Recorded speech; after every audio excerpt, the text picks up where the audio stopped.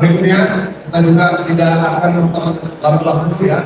Ini akan ada sambutan dari Dewan Pengarah Bangsa Kader Golang. Ya. Bismillahirrahmanirrahim. Assalamualaikum warahmatullahi wabarakatuh. Hidup alumni ITB Putih. Hidup alumni ITB Putih. Hidup alumni ITB Putih. Alumni ITB Hitam tidak boleh masuk TV. Singkat cerita Pak Anies, Mario ini saya pernah di WA ketika ini muncul. Bang Kata, kok cuma 1000 yang ngumpul dikit amat. Kalau Pak Anies datang ke tempat saya, ngumpul ibu-ibu di Lampung, puluhan ribu. Saya setia bantu Pak Anies. Saya bilang begini Bunda, ini yang 1000 ngumpul, 1000 seperti Habibie.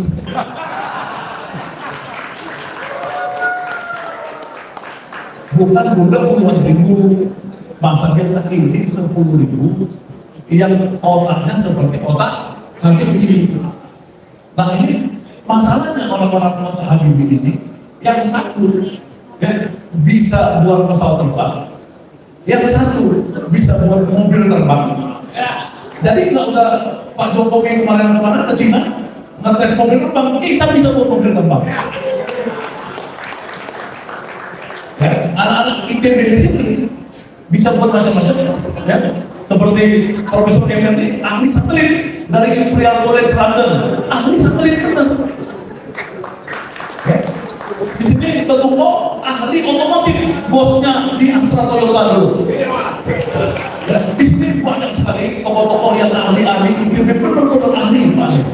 Jadi kita ingin apa? Ingin maju, karena kita tahu kita menatap masa depan yang suram. Kenapa? Karena anak ITB sana banyak pengangguran. Kenapa anak ITB banyak pengangguran? Karena industrialisasi itu hancur. Namanya deindustrialisasi. Zaman Soeharto itu 30% kontribusi industri kepada pembangunan PDB. Zaman SBY itu 21%. Zaman sekarang 17%. Udah tidak ada lagi makna industri. Karena apa? Karena rezim yang ada, rezim senang impor, termasuk impor mobil listrik, termasuk dengan impor. Ya. Suatu hari calon kandidat capres lain, namanya Pak Ganjar Pranowo, waktu di Najwa, dia bilang kenapa kalau TKA? Kalau nggak ada TKA kita nggak bisa kerja. Itu adalah penghinaan buat alumni ITB.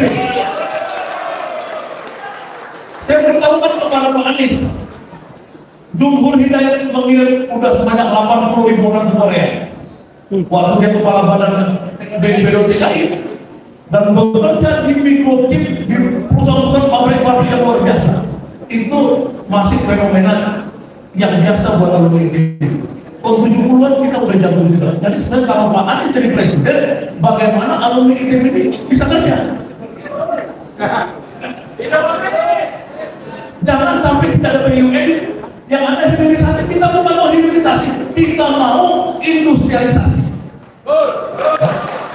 Industrialisasi yang kalau Habibie dulu high tech, sekarang kita harus lebih hebat dari Habibie. Ya karena teknologinya bukan lagi pesawat terbang dan kapal laut, tapi teknologinya sudah teknologi Internet of Things, Big Data, robotika dan lain-lain. Ya, belum lagi kita bicara metaverse dan lain-lain. Jadi sedikit lagi Pak Anies ini tolong dipikirkan bahwa tidak ada sebuah bangsa yang bisa menjadi bangsa besar tanpa sains dan teknologi. Karena alumni ITB yang ada di sini adalah alumni ITB Putih yang anti korupsi. Sudah anti korupsi, anti korupsi, anti korupsi. Kita anti korupsi, makanya dalam tema ini kita sebutkan ada moral yang tadi dikatakan oleh Pak Emir. Jadi kita membangun masyarakat maju berbasis moral, sains, dan teknologi bersama Capres Anies Baswedan. Sudah. Jadi itu terakhir Pak Anies, tolong jangan sampai Pak Anies nanti jadi presiden, anak ITB-nya dibuang. Oleh karenanya saya menitipkan Pak Anies, dalam penelusuran visi misi Pak Anies, ambillah 5 orang terbaik yang ada di sini. Dan ini banyak, nanti Pak Harun mewakili PKS, kalau ini bisa kasih store nama-namanya. Jadi jangan nanti orang lain, Chandra ketahuan dari Chandra nggak UI, nggak menyusut kan, nggak apa Chandra. Jadi di sini teman-teman ada Chandra mewakili UI, ada apa namanya, Alun mewakili Erlangga, akan membuat yang sama. Marium, baru bulan depan kita buat Marium seluruh Indonesia di Jakarta yang sama.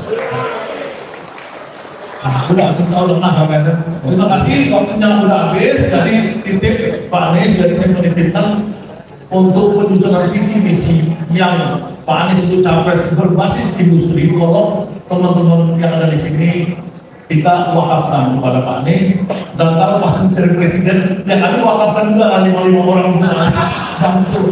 Jangan sampai anak ITB dari Menteri Kesehatan, enggak tahu. Anak ITB Menteri Kesehatan. Anak ITB jadi Mensesam, hancur. Anak ITB itu Menteri Perindustrian, Menteri PU, Menteri Riset BPPT, ya kan, Menteri Perhubungan, SDM. Jadi udah tahu dari zaman Soeharto. Jangan lari lagi Pak Anies. Kita hormat sama UGM, tapi tidak melupakan ITB.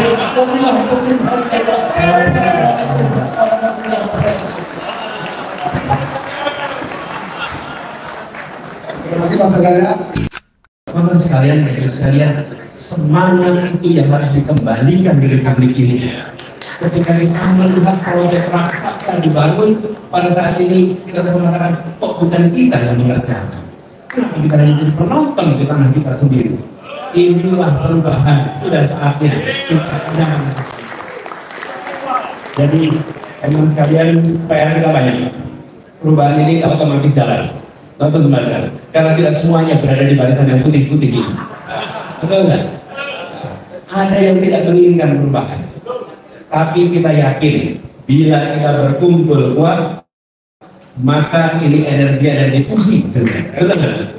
Dan nanti akan bisa memunculkan kekuatan yang luar biasa. Jadi pertemuan 1000 alumni ITB, insya Allah ini simbolik aja. Saking banyaknya sebut 1000. Banyak sebut 1000. Tapi insya Allah kita song-song perubahan ini bukan sekedar pergantian orang, tapi pergantian pendekatan dan prioritas.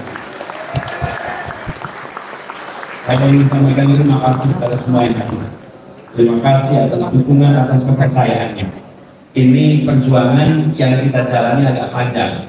Saya, Pak Ganda, Bensi, Pak Yono, saya menyebut gepeng, kita menulis adalah gepeng. Kita zaman dulu luntang-luntung bareng-bareng di era itu, luntang-luntung bareng-bareng.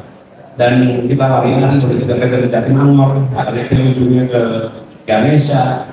Ini perjuangan panjang. Jadi ini bukan dadakan kita sekarang sedang masuk di dalam arena.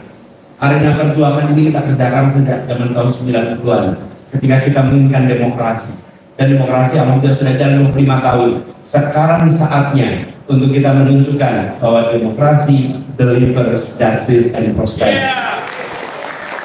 Bahwa demokrasi yang kita perjuangkan itu akan menghasilkan keadilan dan kesejahteraan.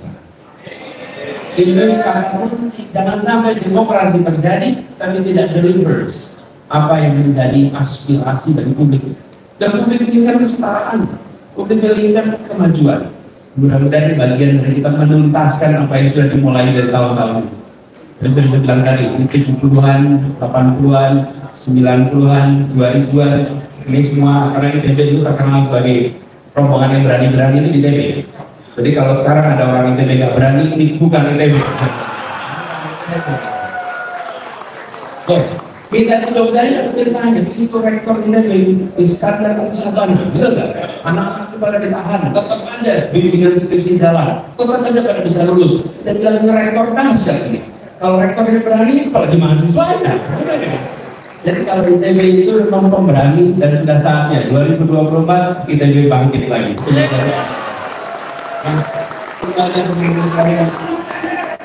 Bismillah, insya Allah. Iya. Dan itu juga saya pernah jemput Bang Imam, itu ada ITB. Saya itu nggak pernah mengira kalau Bang Iman itu insinyur listrik. Saya kira kuliah tahun itu lama ini. Insinyur listrik itu elektro. Dan saya pernah jemput Bang Iman di Jogja. Lalu Bang Iman kan kalian boleh betul nih. Salman, kemudian pergerakan macam-macam. Jadi waktu saya jemput saya tanya Bang Iman, gimana ceritanya Bang Iman itu kuliahnya teknik elektro. Dia bilang begini, dia cerita nih, dulu saya di Sumatera Utara ada peresmian bendungan Asahan. Bendungan Asahan. Lalu sekampung anak-anak laki-laki, kemudian warga yang laki-laki itu jalan kaki. Kata dia sekitar 6 jam sampai ke lokasi peresmian. Kenapa? Ingin dengar pidato Bung Hatta. Yang meresmikan Bung Hatta. Lalu Bung Hatta pidato, dan saya bayangkan pidato Bung Hatta itu pidato yang data. Karena dia kalau ada pidato itu data itu ada dalam rekaman suara Bung Hatta.